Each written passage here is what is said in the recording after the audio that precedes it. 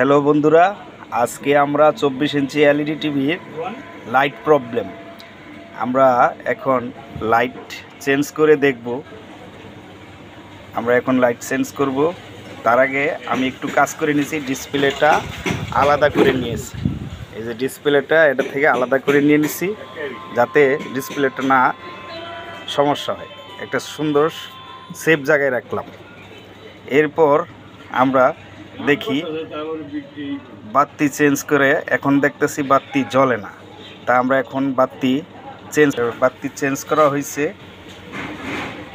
বাতি চেঞ্জ করার পরে আমরা বাতি পাওয়ার দিব।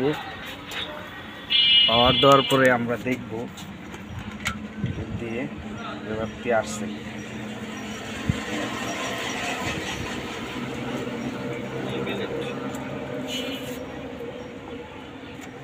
বাতির লাইট আসছে কিনা। হ্যাঁ, আমাদের বাতির সমস্যার সমাধান হয়ে গেছে। এখন টিভিটিতে ছবি অবশ্যই আসবে। এই পর্যন্তই। সবাই আমার এই ভিডিওতে লাইক কমেন্ট শেয়ার করবেন। আল্লাহ হাফেজ।